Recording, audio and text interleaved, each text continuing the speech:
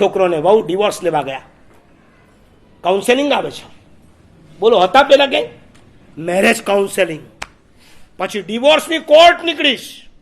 એ તો ઓલો સારો હતો કાઉન્સિલર, એણે બેઉને એ અલગ અલગ બોલાવીને સાંભળી લીધું, અને સાંભળ્યા પછી બેઉને કીધું, બોલો તમારે શું કહેવું છે, તમે ગુસ્સે થાવ ત્યારે તમે શું બોલો છો? પત્નીને પૂછ્યું. એ કે હું કહી દઉં છું, આ તો હું હતી એટલે તમારું સંભાળી દીધું, બાકી કોણ સંભાળે? આખો દિવસ ઘર સંભાળવાનું, દીકરા સંભાળવાના, રસોઈ સંભાળવાની, બસ કંઈ મજૂરણ છું, નોકરાણી છું, તમે શું સમજીને મને લઈ આવ? હું આવું જ બોલું. ઓકે, બહાર જાઓ. ઓલાને બોલાવ. તું? હું એને જ કહું, થાક્યા પાક્યા આવીને જેવા ઘરમાં આવે એટલે તમારી રેકોર્ડ ચાલુ થઈ જાય, આમ છે ને તેમ છે, આ નથી ને તે નથી. કોઈ દિવસ અમારો વિચાર નહીં કરવાનો, તમારા માટે આટલી મજૂરી કરીએ છીએ, આટલું કમાઈએ છીએ, રૂપિયા લાવીને તમને આપે તોય તમને સંતોષ નહીં. ઓકે, બેઉને પાછા અલગ અલગ બોલાવ્યા. હવે આને ઉલટું કરી નાખો. છોકરીને એમ કીધું કે તમારે એમ કહેવાનું, આ તમે છો તો મને સંભાળી શકો, બીજા કોઈની તાકાત નથી કે મને સંભાળી શકે. આ તમે જે રૂપિયા લાવો છો તો હું ઘર ચલાવી શકું. હું ખોટું બોલું છું કાંઈ? તોય તમે ખોટું કરો ખરા. આ તમે છો તો મારું ઘર ચાલે છે, તમે આટલી મહેનત કરો છો તો હું છોકરાને મોટી કરી શકું છું. બોલીને તો કાપો તો લોહી ના નીકળે. આવું બધું થોડું બોલાય? બોલો, બોલવામાં શું જાય છે? તમે બોલો તો ખરા. સારું, ઓલાને કીધું કે તું ઉલટું બોલશે. આને કીધું કે તું વાઈફ છે, તારે હસબન્ડ જે બોલ્યો એ બધું તારે બોલવાનું. હસબન્ડને કીધું તું હસબન્ડ છો, વાઈફ જે બોલી ગઈ ને એ બધું તારે બોલવાનું. ઓકે, બેઉ જણા તૈયાર થયા, બેઉ જણને ભેગા કર્યા, અને ઓલીએ શરૂ કર્યું, દિલથી નહીં દિમાગથી, અને ચાલુ કર્યું, આ તો તમે છો તો મને સંભાળો છો, બાકી તો કોઈ ન રાખે, ક્યારની ઘરે મોકલી દીધી હોત. આમ વઘારી વઘારીને બોલવાનું છે ને, તો બોલી દીધું. ઓલાને હકીકતમાં રિયલમાં સ્પર્શી ગયું, અને એની આંખમાં આંસુ આવ્યા.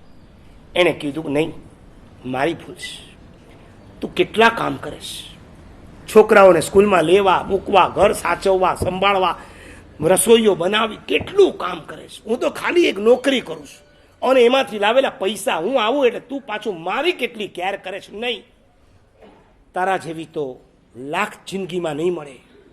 જ્યાં બોલ્યા ત્યાં ઓલીની આંખમાં આંસુ, આની આંખમાં આંસુ. બે જણાએ પરસ્પર એકબીજાની માફી માંગી. ઓલો કોર્ટનો જજ બહાર આવ્યો, બેયને જોયા, એણે બેઉને હાથ જોડ્યા.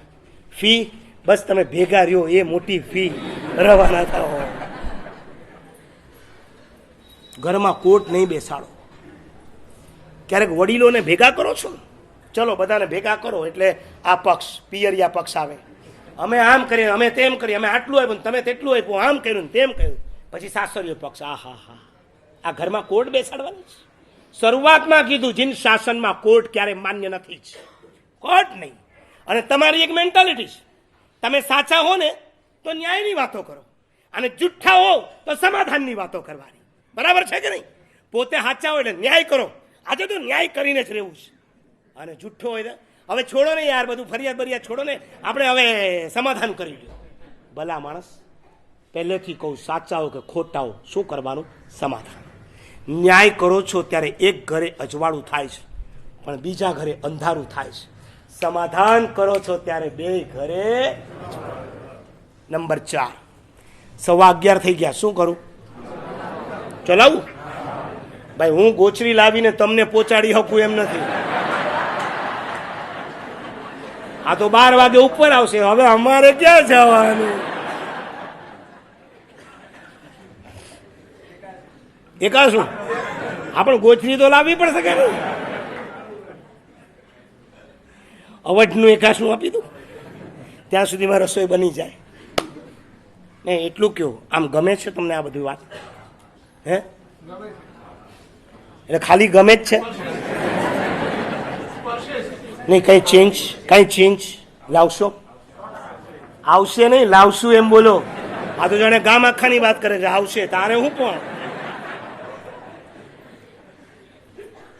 Number 4, how to behave with your life.